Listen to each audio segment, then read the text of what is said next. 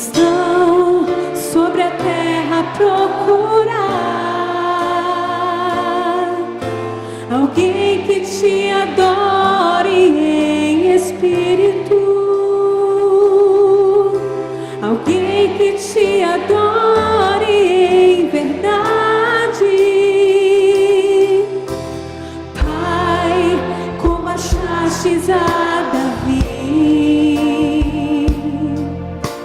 vem e derrama sobre mim o óleo precioso da unção, que me faz segundo o teu coração. Achei em mim verdadeiro adorador, com vestes de louvor. Quero contemplar teu rosto, ó Pai.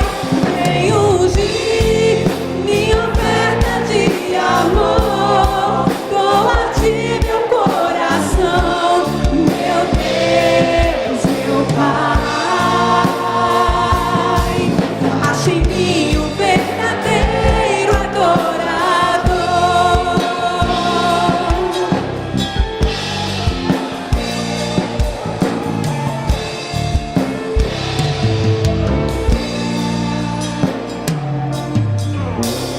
Pai, como achastes a Davi, faz essa oração. Vem, derrama sobre mim o óleo precioso da unção, que me faz segundo o teu coração. Achei em mim verdadeiro adorador, com vestes de louvor. Quero contemplar teu rosto, ó Pai. Vem ungir minha oferta de amor. Doa-te meu coração, meu Deus, meu Pai. Acha em mim o verdadeiro adorador. É meu prazer te adorar, Senhor. É meu prazer ministrar louvor. É meu prazer te adorar, Senhor. É meu prazer ministrar louvor.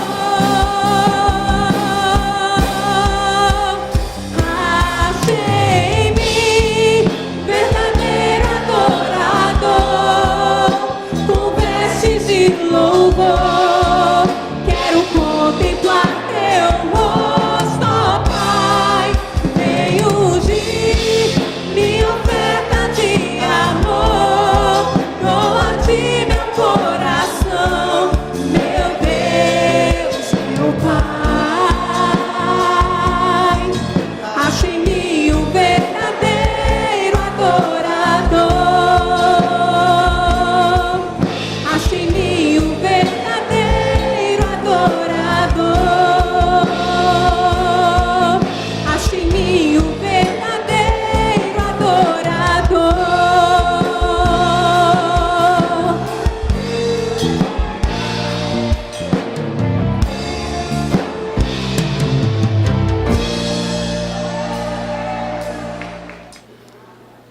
Êxodo, capítulo 25. Êxodo é o segundo livro da Bíblia, capítulo 25, a partir do versículo 1. Diz assim: Disse o Senhor a Moisés: diga aos israelitas que me tragam uma oferta. Receba de todo aquele cujo coração o compelir a dar. Estas são as ofertas que deverá receber deles: ouro, prata, bronze, fios de tecido azul, roxo e vermelho, linho fino, pelos de cabra, pelos de carneiro, tingidas de vermelho, couro, madeira de acácia, azeite para iluminação, especiarias para o óleo da unção e para o incenso aromático, pedras de ônix e outras pedras preciosas para serem encravadas no colete sacerdotal e no peitoral. E farão um santuário para mim, e eu habitarei no meio deles. Façam tudo como eu lhe mostrar, conforme o modelo do tabernáculo e de cada utensílio. Senhor Deus e Pai, fala agora ao nosso coração. Ó Deus, que precisamos ouvir a Tua voz nessa noite. Nos ajuda, é o que nós te pedimos, no nome de Jesus. Amém. Glória a Deus. Irmãos, podem sentar? Glória a Jesus. Irmãos, nessa noite eu queria falar a respeito do santuário, ou do tabernáculo.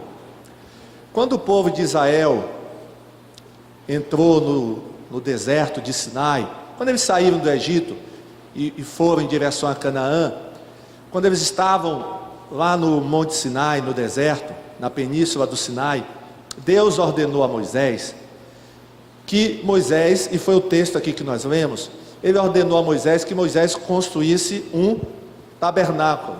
Irmãos, a palavra tabernáculo significa local de moradia.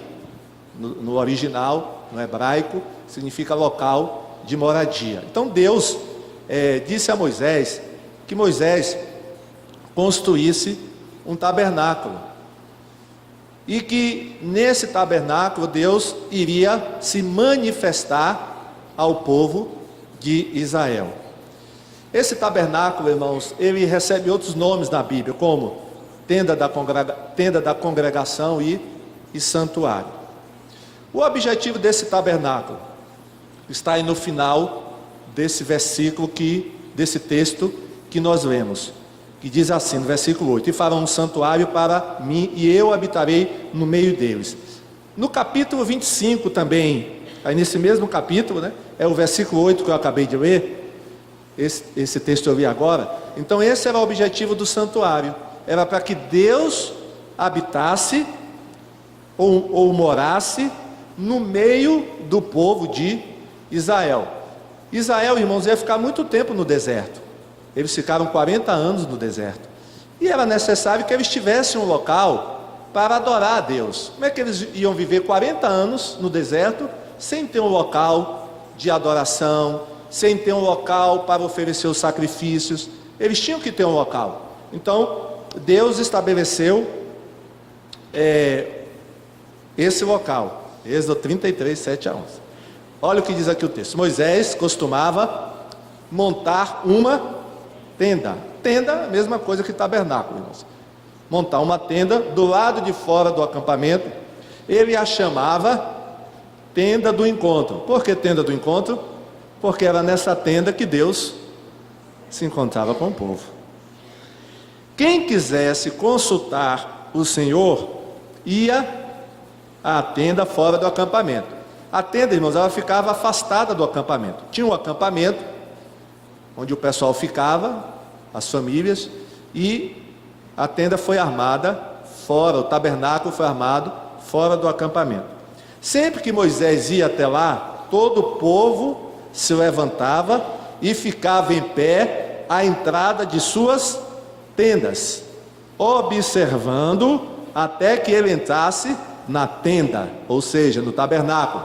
Então o povo, quando Moisés se dirigia ao tabernáculo, as famílias ficavam em pé, cada uma na porta da sua tenda, né? O povo estava morando no deserto, então eles não moravam em casas, eles moravam em tendas. Durante 40 anos o povo de Israel morou em tendas no deserto. Eles só passaram a morar em casas quando eles entraram em Canaã. Assim que Moisés entrava, a coluna de nuvem descia e ficava à entrada da tenda. Então uma coluna de nuvem, né, ficava na entrada da tenda, enquanto o Senhor falava com Moisés. Quando o povo via a coluna de nuvem parada à entrada da tenda, todos prestavam adoração em pé, cada qual na entrada da sua própria tenda. Então, os israelitas, quando eles viam que Deus estava falando com Moisés, estava se encontrando com Moisés no tabernáculo, eles ficavam adorando a Deus, cada um em sua tenda.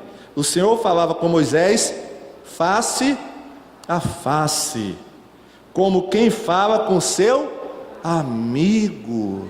Que coisa maravilhosa, irmãos. Olha que coisa maravilhosa. Que intimidade, hein? Deus falava com Moisés face a face, como se fala com um amigo. Você é amigo de Deus?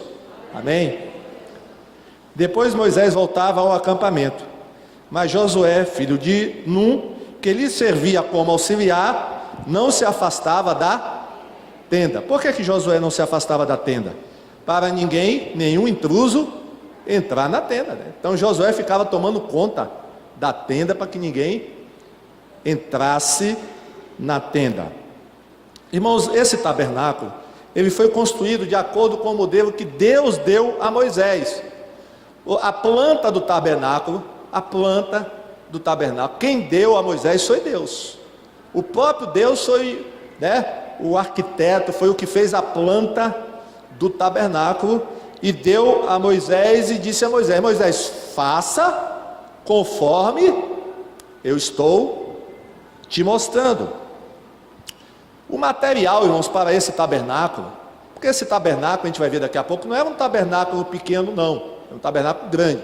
O material para esse tabernáculo foi ofertado, para a construção do tabernáculo, foi ofertado pelo povo. No texto que nós lemos, o Êxodo 25, o primeiro texto, nós lemos que o povo trouxe ofertas para a construção do tabernáculo, vários tipos de oferta, e eram ofertas, irmãos, voluntárias, porque Deus falou a Moisés: receba a oferta de todo aquele que tem um coração disposto a dar. Então foi ofertas voluntárias, ninguém era obrigado a trazer ofertas para o santuário, assim também como hoje ninguém é obrigado a ofertar. A oferta que Deus aceita é aquela que é dada com alegria. Deus ama ao que dá com alegria.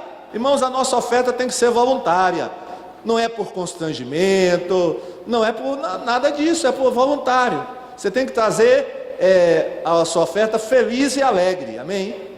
O povo levou ofertas para o santuário feliz e alegre. Nós vamos ver daqui a pouco que eles levaram tanta oferta, que Moisés teve que dizer assim: parem, porque já tem o suficiente, não precisa mais trazer oferta.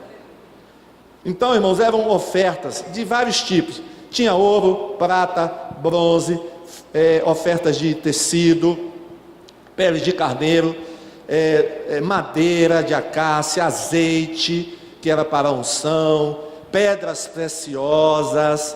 Então, foram vários tipos de oferta.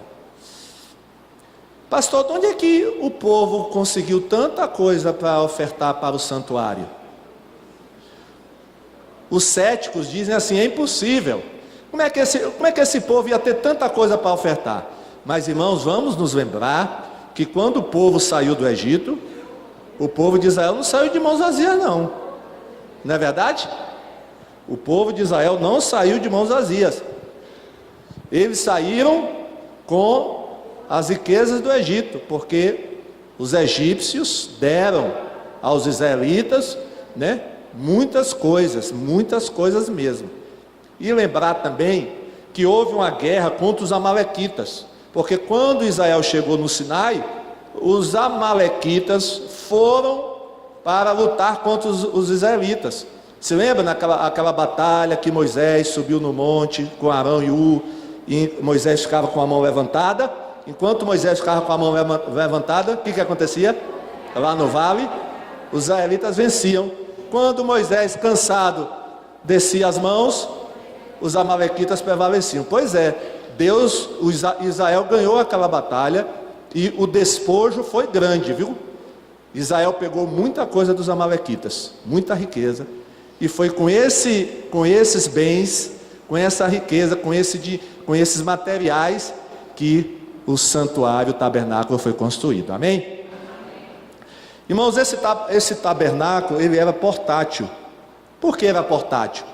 Porque o povo de Israel, irmão, não ficou em um só lugar durante 40 anos no deserto. Eles ficavam andando no deserto, né? Ficavam um tempo aqui, depois ia para lá, depois ia para lá. Eles ficavam andando. Então, toda vez que o povo saía de um lugar para outro, o que acontecia? Eles levavam o tabernáculo. Então, o tabernáculo, ele era portátil, né? Ele era, quando Deus mandava o povo levantar acampamento para ir para outro local, então o tabernáculo, ele era desarmado. Então era um tabernáculo portátil. Somente os levitas, ou seja, aqueles que eram da tribo de Levi, podiam carregar os objetos e os utensílios do tabernáculo. Nenhuma outra tribo, olha só, ninguém que não fosse levita, da tribo de Levi, poderia tocar, ou manusear, ou carregar algum objeto, algum utensílio do tabernáculo. Irmãos, esse tabernáculo foi usado pelo povo de Israel até a época de Salomão. Porque quando Salomão se tornou rei, o que é que Salomão fez? Salomão construiu um templo. Esse templo foi da vontade do rei Davi construir. Davi queria construir um templo. Mas o que é que Deus disse para Davi? Você não vai construir, não. Por que é que Deus não permitiu Davi construir o templo? Porque as suas mãos, Davi, estão cheias de sangue. Você matou muita gente, você foi um guerreiro, né? Você não vai construir. Mas a ideia sua, Davi, é boa, viu? Gostei da sua ideia, Davi. Agora quem vai construir é o teu filho Salomão. Então Salomão, o tabernáculo durou até a época de Salomão. E isso, irmão, sabe quanto tempo durou? Até ser construído o templo? 500 anos. Tempo, né? Que esse tabernáculo, o povo de Israel ficou usando o tabernáculo. Porque quando eles chegaram em Israel, eles continuavam se reunindo no tabernáculo. O tabernáculo foi montado na cidade de Siló. O tabernáculo ficou montado na cidade de Siló. E eu estava lendo, irmãos, que tem arqueólogos pesquisando Siló. Foram descobertas as ruínas de Siló. E os arqueólogos cristãos estão tentando descobrir aonde é que ficava esse tabernáculo. Aonde era armado esse tabernáculo. Porque ele ficou em Siló. O tabernáculo ficou construído lá. Então foram 500 anos o povo de Israel se reunindo ou se encontrando, né, com Deus no tabernáculo. Vamos ver. Mostra aí o tabernáculo, Francisco. Eu trouxe aí a foto do tabernáculo, né? Olha o tabernáculo aí. É mais ou menos assim, viu, irmãos? Existem muitas imagens do tabernáculo aí no site, né? Você pode pesquisar aí os sites sobre a Bíblia. Então, o tabernáculo, irmãos, ele era dividido em duas partes. Tinha o pátio externo. O pátio externo, deixa eu mostrar aqui com o laser aqui, né? Aqui, ó, aqui é o pátio externo. O pátio externo é isso aqui. E tinha outra parte que era essa parte aqui, que era tipo uma tenda, né? Que era coberta por uma tenda. Aqui a gente pode ver o pátio externo, né? Aqui é uma figura um pouco diferente, mas é tabernáculo aqui também. E aqui seria a segunda parte do tabernáculo. Então o tabernáculo estava dividido em duas partes. A parte externa é essa, e a parte interna, que é essa parte aqui, onde tem essa cobertura. Aqui, irmãos, essa parte aqui está dividida em duas partes. Aqui dentro tem um lugar chamado o Santo Lugar, e tem um outro local chamado o Santo dos Santos. Aqui dentro tem o Santo Lugar, e mais para aqui assim, ó, o Santo dos Santos. Ok? Então, o tabernáculo todo, né, ou melhor, essa tenda, né, o tabernáculo, ele tinha 14 metros de comprimento, a tenda aqui, só a tenda, né? Só a tenda. Tinha 14 metros de comprimento, 4,5 de largura e 2,30 de altura. Essa tenda aqui. Só para os irmãos terem ideia. Eu vou repetir. 14 metros de comprimento, 4,5 de largura, 2,30 de altura. Agora esse pátio externo aqui, irmãos, ó, esse pátio aqui, tinha 45 metros de comprimento, 23 metros de largura, eram as medidas do pátio externo. Nesse pátio externo aqui, irmãos, ficavam os sacerdotes e também o povo. O povo podia chegar aqui, ó, o povo ficava aqui, o povo podia entrar aqui, para levar os animais que iriam ser sacrificados. Agora aqui dentro, irmãos, ó, aqui dentro, ninguém entrava, o povo não entrava aqui dentro não. Só quem entrava aqui eram, no lugar santo, os sacerdotes, e no santo dos santos, só o sumo sacerdote. Só Moisés entrava no santo dos santos, e depois os sumos sacerdotes, Arão e seus descendentes. O sumo sacerdote, só o sumo sacerdote podia entrar no santo dos santos. E isso, irmãos, uma vez no ano, no dia da expiação. Uma vez no ano, no dia da expiação. O que é que separava o santo lugar do santo dos santos? Quem sabe? Um véu, uma cortina, irmãos, muito grossa, que tinha 12 centímetros de espessura. Imagine, irmãos, uma cortina, era pano grosso mesmo, 12 centímetros de espessura. Essa cortina, irmãos, é mencionada no relato da morte de Jesus. Na mesma hora que Jesus morreu na cruz, o que aconteceu com essa cortina que estava no templo? Ela se rasgou de alto a baixo. Irmãos, uma cortina grossa de 12 centímetros, que nenhum homem seria capaz de rasgar, ela rasgou sozinha. Foi o poder de Deus. Essa cortina aqui, que separava o santo do santo dos santos. O que Deus quis falar com essa cortina rasgada? Qual foi a mensagem que Deus deu para nós? Que agora todos nós podemos entrar no santo dos santos. Amém? Palmas para Jesus. Todo mundo aqui pode entrar. Glória a Deus. Essa cortina era grossa, irmão, para que ninguém pudesse ver o que estava acontecendo dentro do santo dos santos. Era bem grossa. Ela é também chamada de véu, mas quando você ouvir, né, essa palavra véu, entenda que era tipo um pano muito grosso, né? Como eu falei, de 12 centímetros de espessura. Vamos ver, irmãos, qual era o material. Vamos ver mais uma vez qual era o material empregado na construção desse tabernáculo. Esse texto não está aí, não está aí não, viu, Francisco? O povo vai abrir. Abre em Êxodo 36. Êxodo 36. Vamos ver mais um pouquinho a questão do material, porque a questão do material é importante, né, irmãos? Material que foi usado. Êxodo 36, 2-7. E vamos ver também, irmãos, quem foram os líderes dessa construção. Quem liderou essa construção? Êxodo 36, a partir do versículo 2. Vamos ver a partir do versículo 1, né? A partir do versículo 1.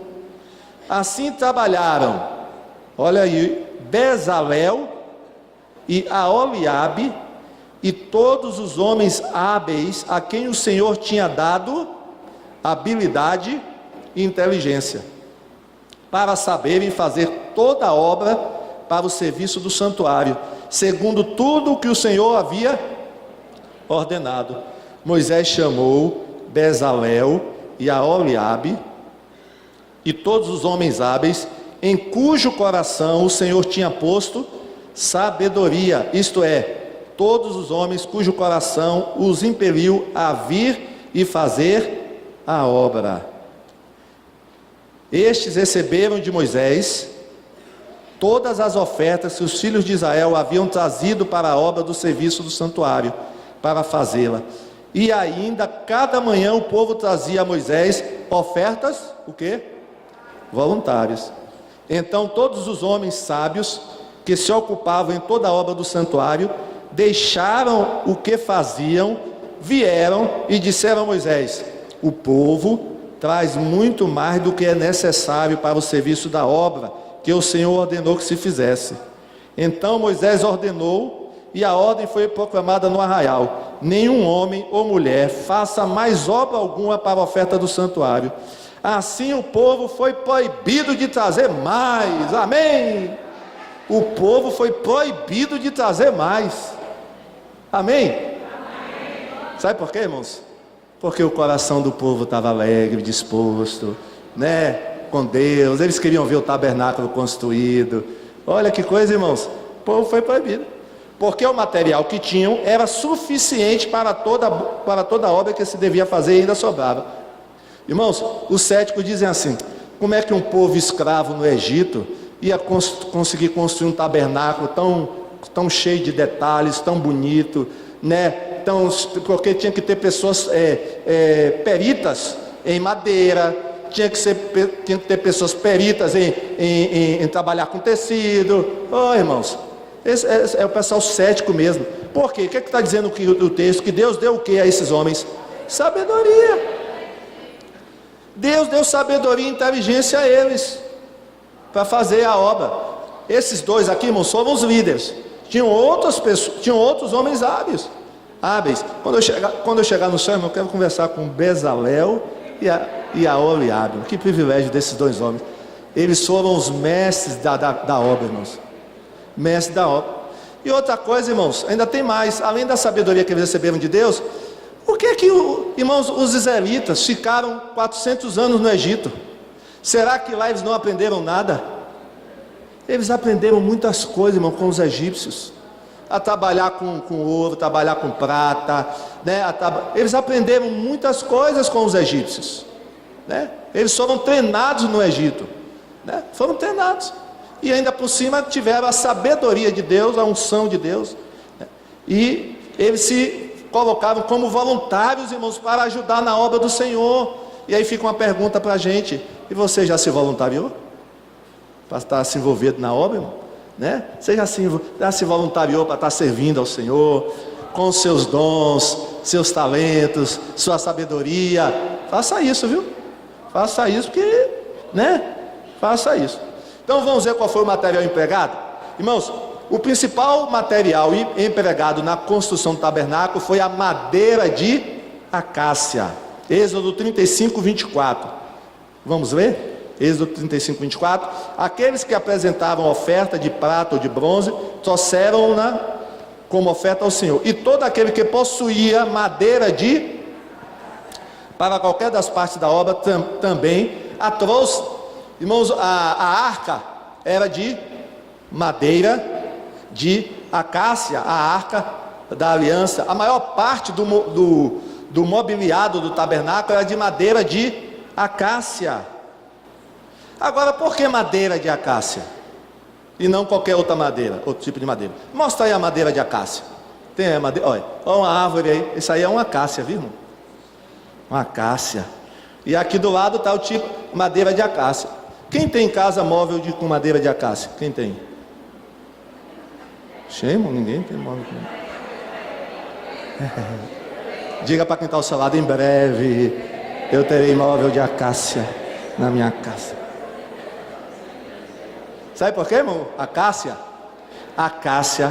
é uma das madeiras mais resistentes do mundo. Amém? Ela não apodrece, não dá cupim. Não é verdade? Não apodrece, não dá cupim. E na região onde os israelitas estavam, tinha muito dessa árvore aí, árvore de acácia. Então, e foi o único tipo de madeira, viu, que foi usado na construção do tabernáculo, foi de acácia, viu? Foi o único tipo de madeira, foi essa aí, acácia. Diga para quem está ao seu lado: eu ainda vou ter na minha casa móveis de madeira de acácia. Não vou botar mais remédio para cupim, não vai precisar mais remédio de cupim. Cupim vai cair fora da minha casa. Irmãos, porque diz que dentro dessa madeira tem uma substância que bota cupim para correr. Bota o cupim para correr, que ele não consegue furar a madeira, né? Madeira de acácia, irmãos. Olha que coisa. É por isso, irmãos, que os arqueólogos, alguns arqueólogos ainda acham que é possível, que a Arca da Aliança esteja intacta, porque a arca foi construída com madeira de acácia. Sabia que os arqueólogos ainda estão procurando a Arca da Aliança? E ainda por cima foi banhada em ouro, né?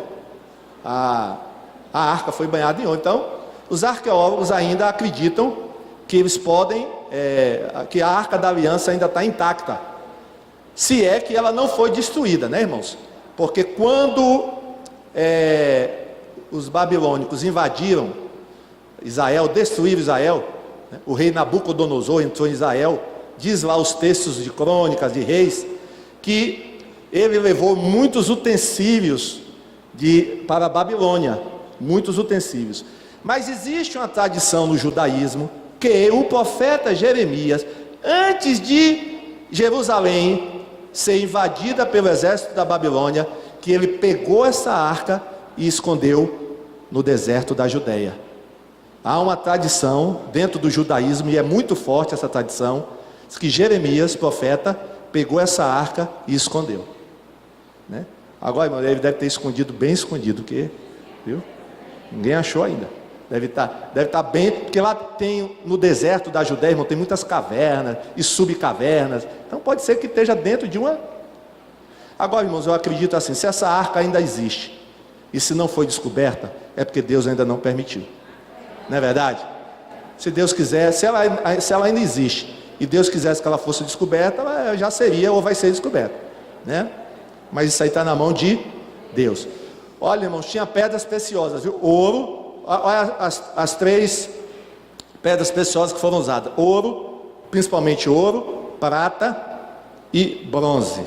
Ouro, prata e bronze. Já sabemos de onde veio o ouro, a prata e o bronze. Vieram da onde? Dos egípcios, não é verdade? Tinha peles de animais. Peles de animais. Irmãos, as peles de animais foram usadas na cobertura da tenda. Mostra aí de novo o tabernáculo, Francisco. Porque a tenda tinha 2 tipos de cobertura. A primeira cobertura era de tecido. De tecido. Mas por cima do tecido tinha as peles de animais. Por quê? Por causa da chuva e do sol. Se fosse só o tecido, quando chovesse, ia molhar a tenda toda. E o sol, quando batesse, ia prejudicar. Então tinha a cobertura, né? É como o forro e o telhado, né? Aqui tem o forro, mas acima do forro tem o quê? Tem um telhado aqui, os irmãos sabem, né? Tem um telhado aqui em cima. Tem esse forro, tem um telhado. Então, era assim, ó, tinha os panos bonitos, viu, irmão? Não era qualquer tipo de pano, não. Panos bonitos, e por cima do pano tinha essa outra cobertura que era os pelos, as peles, né, de animais. As principais cores usadas. Olha, irmãos, a gente aprende muita coisa sobre Deus, viu? Quais são as cores que Deus mais gosta? Pastor, onde é que está isso na Bíblia? Olha, irmãos, eu não sei se são as que ele mais gosta, mas foram as que ele usou para o tabernáculo. Foram essas aqui. Vou dizer quais. Você sabe quais são? Quais foram? As cores usadas nos tecidos. Qual era a cor dos tecidos? Azul, branco, púrpura. A púrpura, irmãos, é um tipo de rosa misturado com vermelho e roxo, viu? E o carmesim, que é aquele vermelho forte. Então, ó, quais foram as cores? Azul, branco, púrpura, que tem a ver com, né, rosa, vermelho e roxo, e o carmé, vermelho forte. Tem gente, irmãos, que dá uma interpretação para essas cores, viu? Interpreta espiritualmente, que o azul simboliza tal coisa, que a púrpura é tal coisa, que o branco é santidade. Mas nós não vamos entrar nesse estudo de cores, porque aí né? Ia tomar tempo.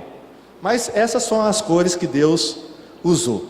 Então, irmãos, quem olhava assim por fora, assim, não dava muita... né? Olhava a tenda, não. Mas, irmãos, quando a pessoa entrava dentro dessa tenda, ficava abismada, ficava de queixo caído, porque era muito bonito. Era muito bonito, irmãos. Aí dentro era muito bonito. Por fora era uma aparência normal, mas por dentro era muito bonito.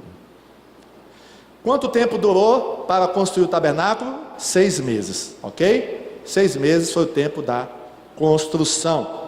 Vamos ver a mobília do tabernáculo. O que é que tinha dentro do tabernáculo? Tinha 6 mobílias dentro do tabernáculo. Você sabia? Dentro Sim, irmão, só para mais uma coisa, né? Mostra de novo o tabernáculo. Tinha uma cerca, né?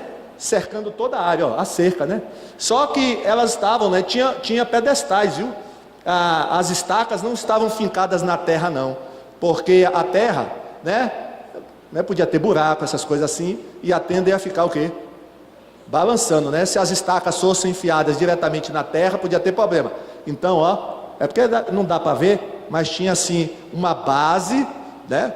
No chão, e as estacas que seguravam, né, a tenda era nessas bases, ok? Então era um lugar, era bem seguro isso aí, viu?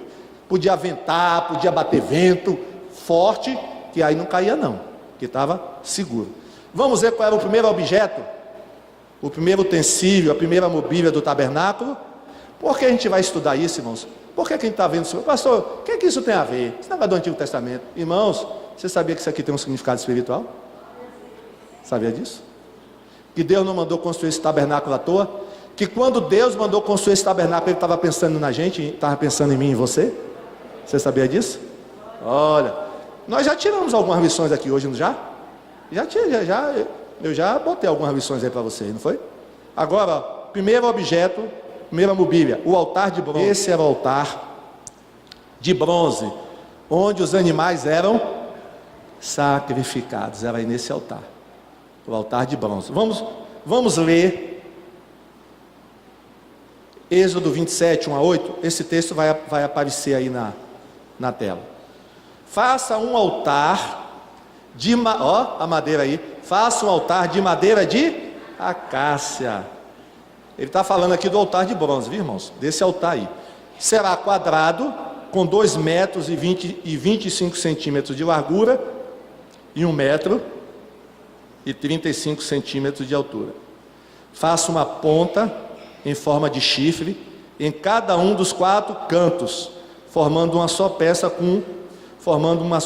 com o altar, que será revestido de bronze. Irmão, Deus não gosta de emenda não, viu? Diga para quem está ao seu lado, esse negócio de emenda, ficar com coisa emendada. Deus gostava de coisa assim, só uma só peça, viu? Né? Tem crente que fica emendando as coisas, Deus não gosta de emenda não, viu, irmão? Formando uma só peça com o altar, que será revestido de bronze. Então o altar era de madeira de acácia, revestido de... Por isso era chamado de altar de bronze, né? O altar de bronze. Faça de bronze todos os seus utensílios, os recipientes para recolher as cinzas, as pás, as bacias, os garfos para a carne, os braseiros. Faça também para ele uma grelha de bronze em forma de rede e uma argola de bronze em cada um dos 4 cantos da grelha.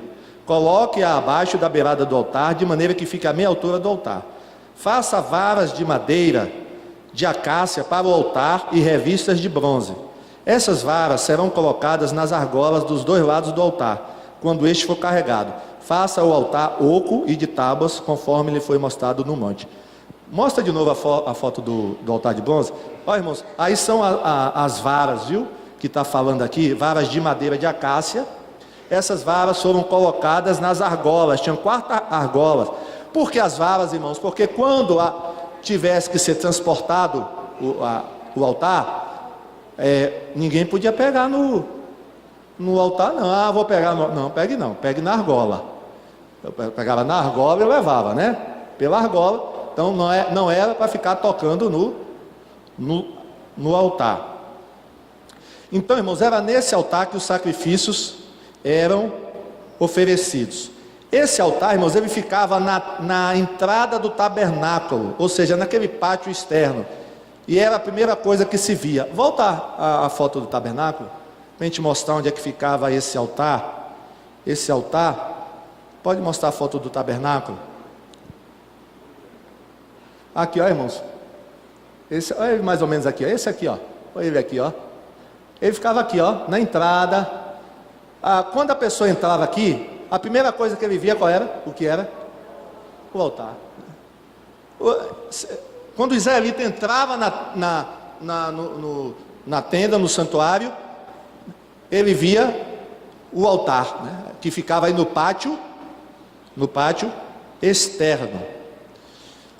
Os sacrifícios, irmãos, que eram oferecidos nesse altar, eram sacrifícios de expiação pela culpa. Expiação pela culpa. Vamos ler, não está aí na tela esse texto, abra sua Bíblia, em Levítico 1. Levítico é o terceiro livro da Bíblia, né? Gênesis, Êxodo, Levítico, capítulo 1. Vamos ver que oferta era levada para esse altar. Levítico 1, capítulo 1, versículo 1. O Senhor chamou Moisés e da tenda do encontro lhe disse: fale aos filhos de Israel e diga-lhes: quando alguém trouxer oferta ao Senhor, traga um animal do rebanho de gado ou do rebanho de gado miúdo. Se a oferta for holocausto do rebanho de gado, o homem trará um macho sem defeito. Ele o trará à porta da tenda do encontro, para que o homem seja aceito diante do Senhor. Olha, irmãos, o que acontecia? Porá a mão sobre a cabeça do holocausto, ou seja, do animal, para que seja aceito a favor dele, para a sua expiação. Depois matará o novilho diante do Senhor.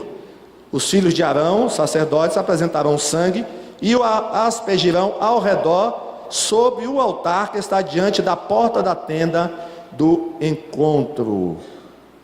Então, irmãos, o ofertante trazia o animalzinho e entregava o animalzinho ao sacerdote. Mas antes de entregar, o que é que ele fazia? O ofertante botava a mão na cabeça do animalzinho. E o que acontecia nesse momento? Simbolicamente, todos os pecados da pessoa eram transferidos para o animal. Todos os pecados da pessoa eram transferidos para o animal. E esse animal era oferecido ao Senhor. Amém? Para perdão ou expiação dos pecados. Irmãos, quando o israelita trazia um animal para ser oferecido em sacrifício, ele lembrava que sem derramamento de sangue não há perdão dos pecados. Ele podia fazer o que quisesse e tal, tinha que levar o animal. Se ele quisesse que o pecado dele fosse perdoado, ele tinha que levar o animal, para que o animal fosse sacrificado. O sangue do animal era derramado nesse altar. Deus aceitava essa oferta pela misericórdia de Deus, né? Deus aceitava essas ofertas de animais. Por quê? Porque o filho dele ainda não tinha vindo na terra. Hoje Deus aceita, irmão, sangue de animal? Não aceita. Hoje Deus só aceita um sangue, que é de Jesus Cristo. Amém? Mas de animal ele não aceita mais não. Ele já aceitou no passado, mas agora não aceita mais não. Então, naquela época, né? Porque Deus era misericordioso com o povo, era a forma que tinha, né, dos pecados serem, né, cancelados, era através desse sangue, né? Na realidade, irmãos, a consciência, o autor da carta aos Hebreus fala isso, né? A consciência da pessoa que dava o animal ficava boa só durante um período, porque logo quando ele ia embora, o que acontecia? Ele voltava a pecar de novo. E aí pegava outro animal, tinha que levar outro animal. Olha, era sempre assim. Então, isso aqui, irmãos, era um paliativo. Era um paliativo. Irmãos, é como o autor da carta aos Hebreus, ele fala lá no capítulo 10, versículo 1. Não precisa abrir não. Sabe o que está escrito em Hebreus 10, 1? Ele diz assim, ó: a lei, e quando ele fala da lei, ele está falando do tabernáculo, de tudo. A lei é apenas uma sombra dos bem-vindouros, não a imagem real das coisas. Vou repetir. A lei é apenas uma sombra dos bens vindouros, não a imagem real das coisas. Hebreus capítulo 10, versículo 1. Agora, irmãos, quando a gente vê esse fato, isso nos remete a quem? A gente se lembra de quem? Hein? Você está se lembrando de quem? Né? Abre em Hebreus 10. Vamos ver Hebreus 10? Hebreus 10, 1 a 4. Esse texto está aí na tela. Vai aparecer aí na tela. Hebreus capítulo 10. Olha o que o autor da carta aos Hebreus fala, irmãos. Alguns acham que quem escreveu essa carta, irmãos, foi um sumo sacerdote que se converteu. Porque ele dá tantos detalhes, irmãos, ele sabe explicar tão bem essa questão dos sacrifícios, que parece que ele participou diretamente, né, do trabalho no templo. Olha o que é que ele diz. A lei traz apenas uma sombra dos benefícios que hão de vir, e não a sua realidade, foi o que eu falei. Por isso ela nunca consegue, presta atenção, por isso ela nunca consegue, mediante os mesmos sacrifícios repetidos ano após ano, o quê? Aperfeiçoar os que se aproximam para adorar. Se pudesse fazê-lo, não deixariam de ser oferecidos, pois os adoradores, tendo sido purificados uma vez por todas, não mais se sentiriam culpados dos seus pecados. Contudo, esses sacrifícios são uma recordação anual dos pecados, pois é impossível que o sangue de touros e bodes tire pecados. Agora vamos ler Hebreus 10, 11 e 14. Hebreus capítulo 10, mesmo capítulo, 11 a 14. Todo sacerdote judeu, olha o que ele está dizendo aí. Todo sacerdote judeu cumpre todos os dias os seus deveres religiosos e oferece muitas vezes os mesmos sacrifícios, mas estes nunca poderão, o quê? Porém, Jesus Cristo ofereceu só um sacrifício para tirar pecados, uma oferta que vale para sempre, e depois sentou-se do lado direito de Deus. Ali, Jesus está esperando até que Deus ponha os seus inimigos como estrado debaixo dos pés dele. Assim, com um sacrifício só, ele aperfeiçoou para sempre os que são purificados de pecado. Palmas para Jesus, glória a Deus. Irmãos, nos coloquemos no lugar de um israelita. Eu tenho pena daquele povo, viu? Porque assim, apesar deles terem visto coisas tão grandiosas, mas irmãos, eles tinham que oferecer sempre sacrifício. Por quê? Porque o que eles faziam não resolvia o problema definitivo, e a consciência deles sempre continuava o quê? Culpada, porque o sangue de animais não tira pecado. Mas hoje, irmãos, o que é que está falando aqui? Que Jesus ofereceu um só sacrifício e tirou por toda vez o pecado das nossas vidas. Amém? Glória a Deus. Olha que coisa, irmãos. Então, Deus não quer mais sacrifício hoje, de animais não. Qual é o sacrifício que Deus quer hoje? Romanos 12, 1 e 2. Qual é o sacrifício que Deus quer? Que nós ofereçamos o que a Deus? O nosso corpo, como? Sacrifício vivo, santo e agradável a Deus, que é o vosso culto racional. Amém? Esse é o sacrifício que Deus quer hoje, irmãos. Amém, irmãos? Porque esse que tinha aí, ó, esse não, né? Irmãos, hoje a gente não precisa mais de altar, amém? Às vezes a gente até fala, vem até o altar. Irmãos, altar era o lugar lá de sacrifício de animais. Sabe quem é o nosso altar hoje? O nosso altar hoje é Jesus, glória a Deus. Não é verdade? Porque o altar, irmãos, quando a Bíblia fala de altar, geralmente ela está falando de um local de sacrifício, né? Então, sacrifício de animal não pode ser mais, né? Nem de qualquer outro tipo. O único sacrifício agora é o de Jesus, amém? O nosso altar é Jesus. Então, pastor, é errado dizer, meu irmão, vem até o altar. Não, irmão, isso é a expressão que a gente usa, viu? Não tem problema não, tá certo? Mas só lembrando o seguinte, que o altar, aquele altar de oferecer Esse, né? Jesus substituiu e ele é o nosso altar agora. Glória a Deus. Vamos para um segundo elemento, uma segunda mobília. Então, vocês entenderam? O altar de bronze servia para quê? Para oferecer o quê? Sacrifícios, né? Os animais. Podia ser outro tipo de sacrifício também, viu, irmãos? Mas era principalmente animais. Então, esse altar era para o povo podia entrar lá, nesse local, o pátio externo, e levar o seu animalzinho. Agora tinha um outro elemento, que era a pia ou a bacia de bronze. Irmãos, a Bíblia não dá as dimensões, né, dessa pia, né? Vamos ler Êxodo 30, 17 a 21. Vamos ver falando aí sobre a pia, as orientações sobre a pia ou a bacia. Disse o Senhor a Moisés: faça uma bacia de bronze. Olha, bronze foi muito usado, viu, no tabernáculo.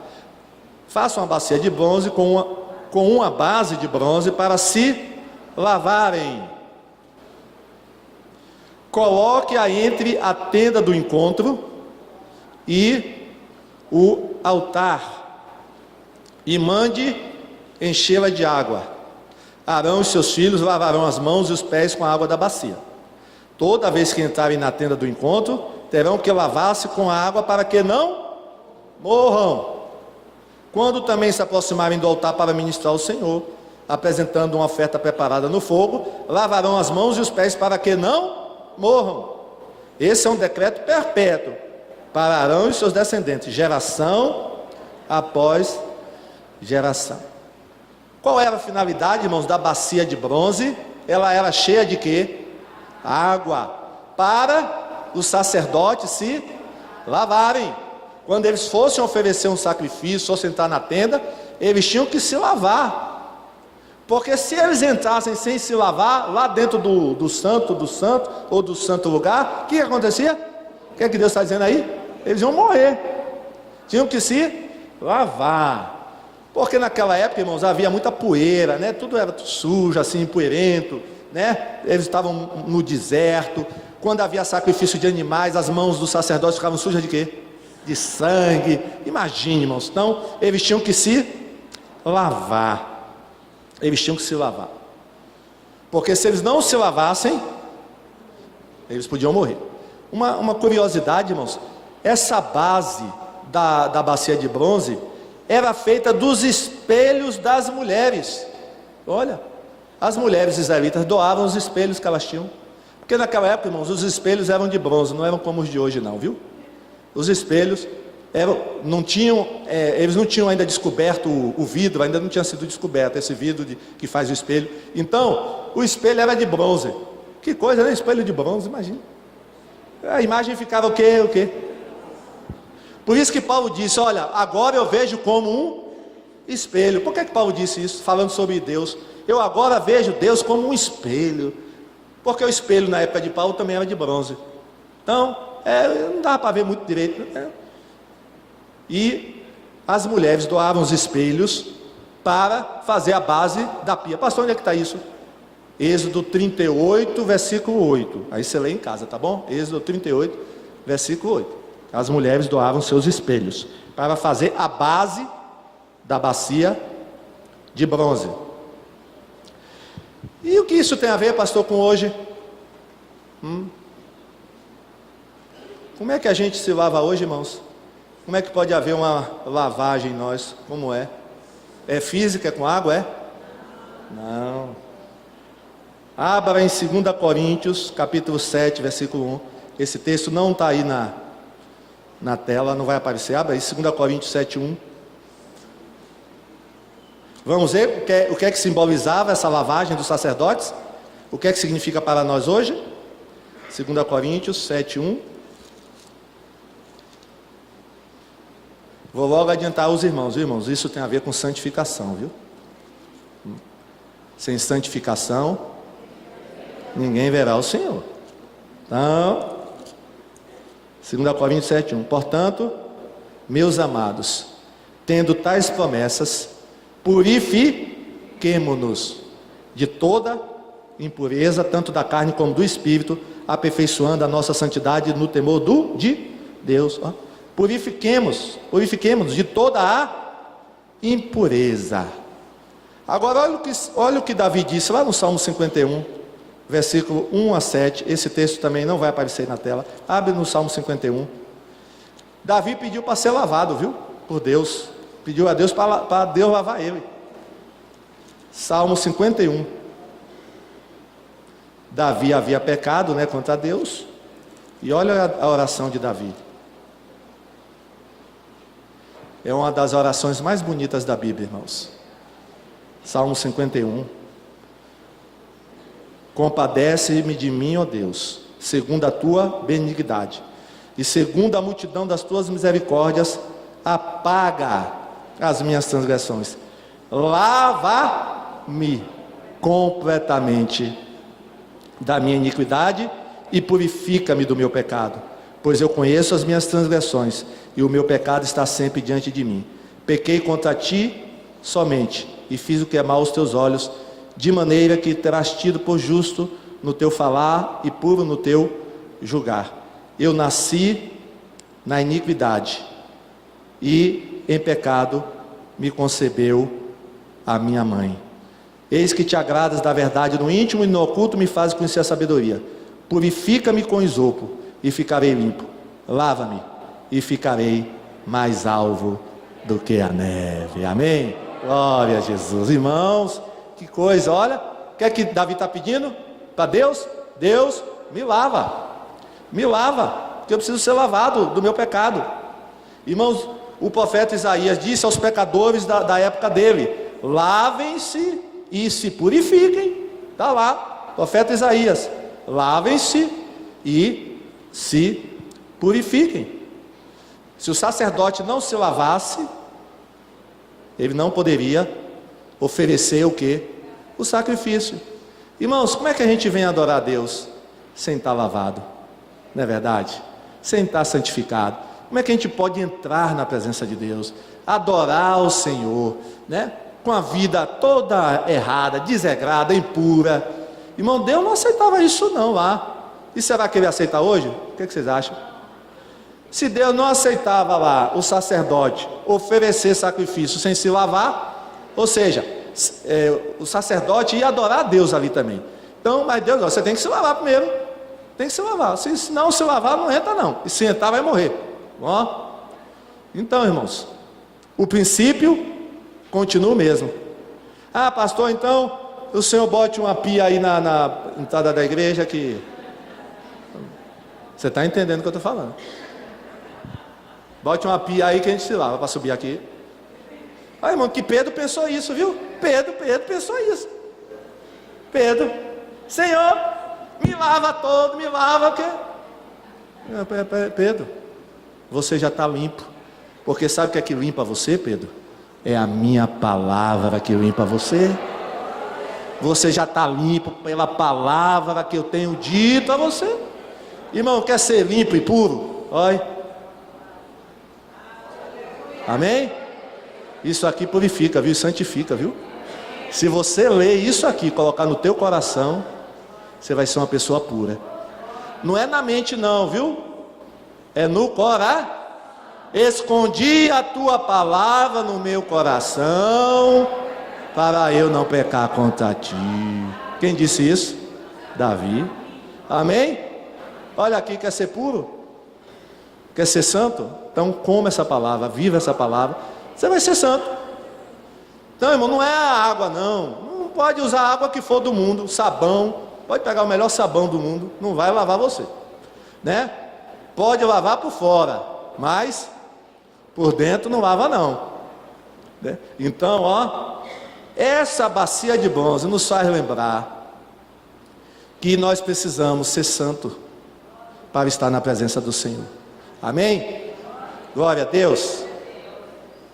Vamos ver mais um elemento, né, por hoje, porque os outros eu vou deixar para quarta-feira que vem, tá certo?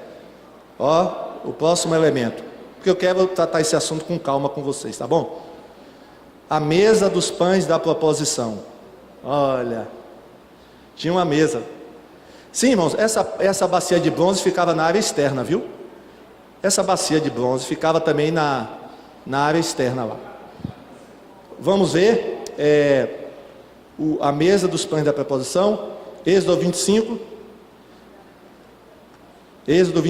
23 a 30. Você deverá fazer também uma mesa de quê, irmãos? Madeira de acácia, olha, com as seguintes medidas: 88 centímetros de comprimento, por 44 de largura e 66 de altura. Olha, irmão, Deus dava até as medidas, viu? Não, eu vou fazer da medida que eu quero. É assim? Vai, faça para você ver uma coisa. Olha, irmão, Deus deu até as medidas. Não era só para construir a mesa, não. Era para construir de acordo com as... Irmãos, quando Deus mandar fazer, faça direito. Faça da maneira que Ele está mandando você fazer, viu?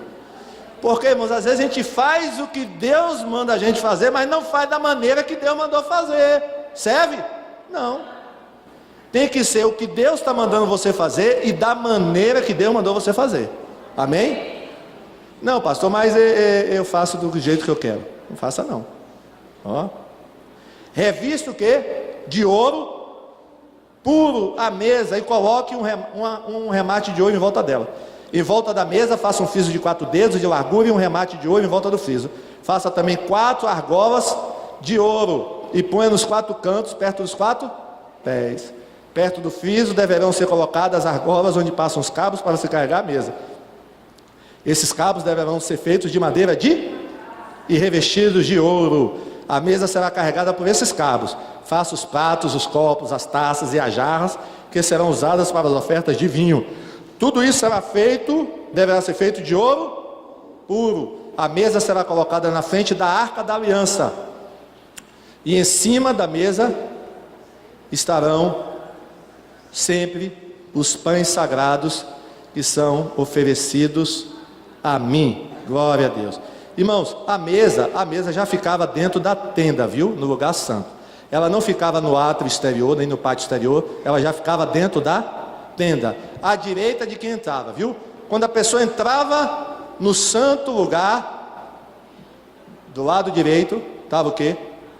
A mesa. Sabe quantos pães tinham em cima dessa mesa? Levítico capítulo 24, 5 a 9 vai dizer quantos pães. Vamos ler Levítico 24? Abra sua Bíblia em Levítico 24, 5 a 9.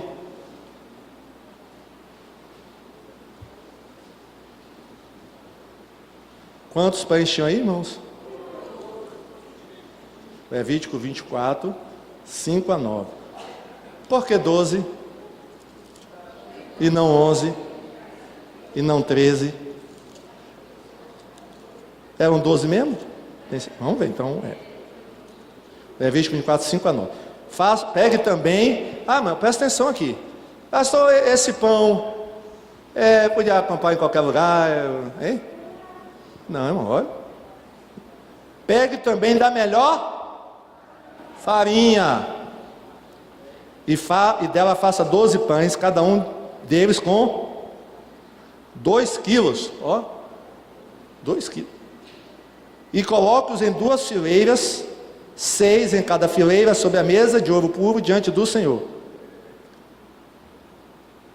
2 fileiras de 6, é o quanto? 12. Muito bem. Sobre cada fileira coloque incenso puro, que será para o pão como porção memorial.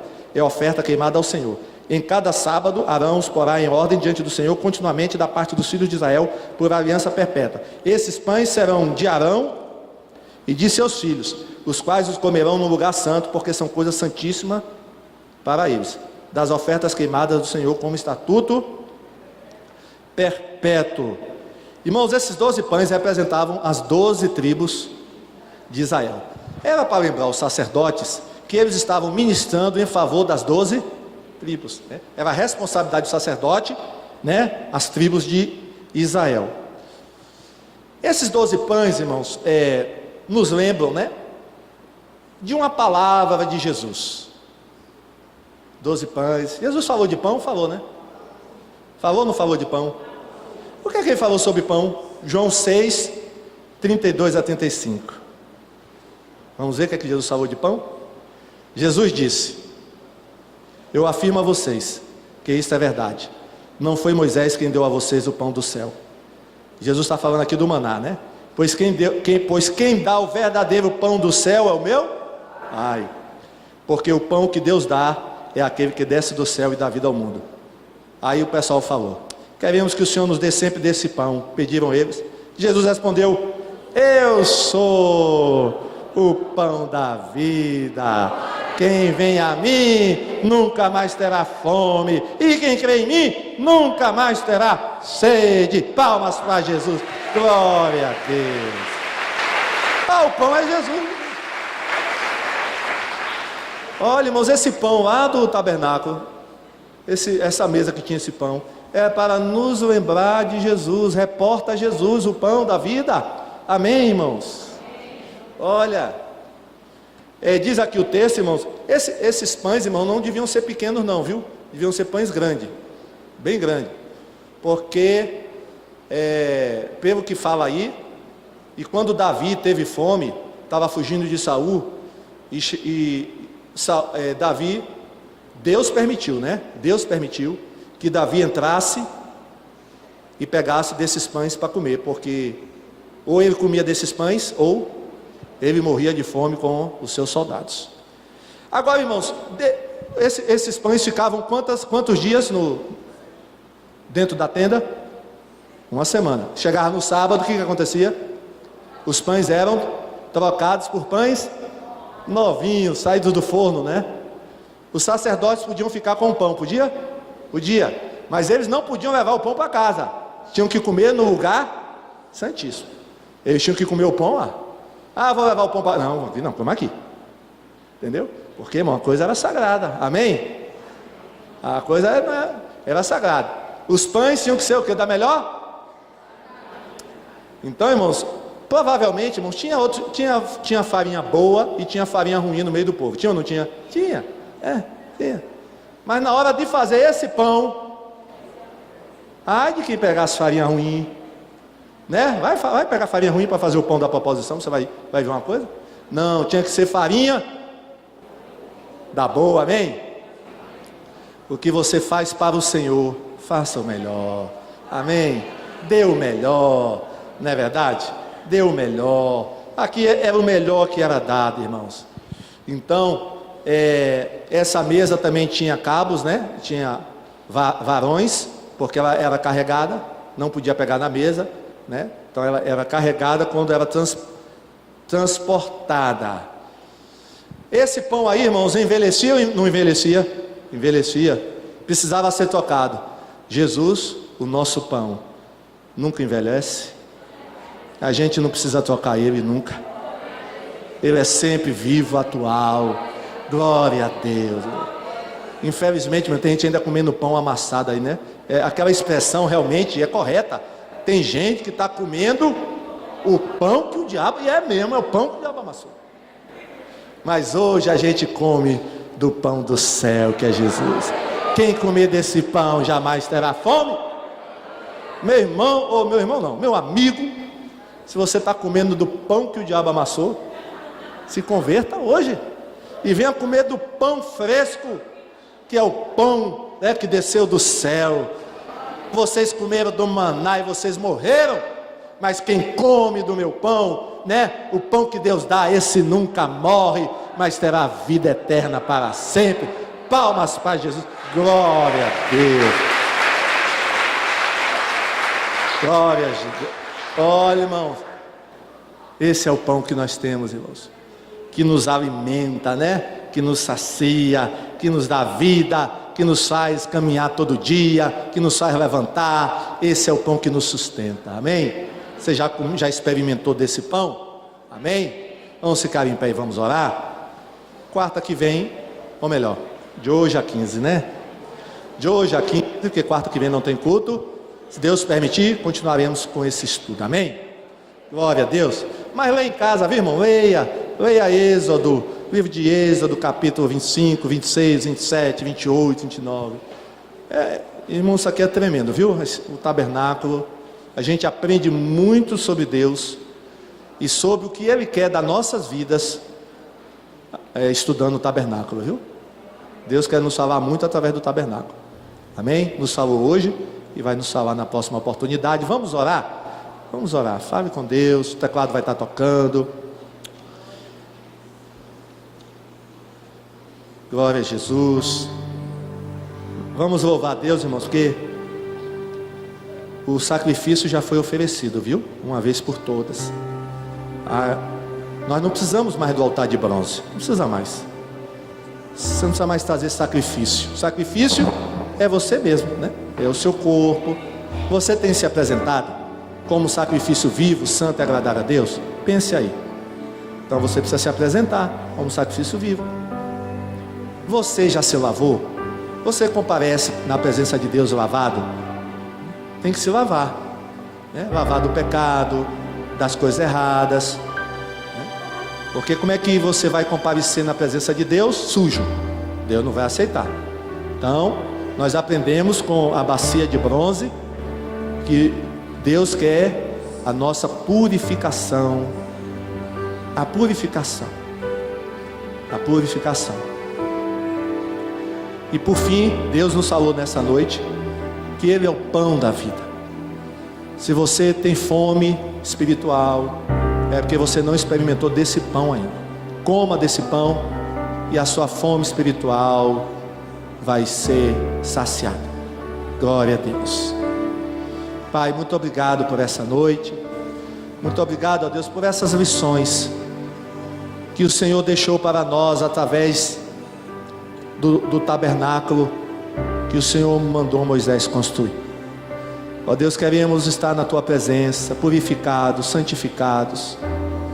Queremos oferecer, ó Deus, o melhor de nós para o Senhor.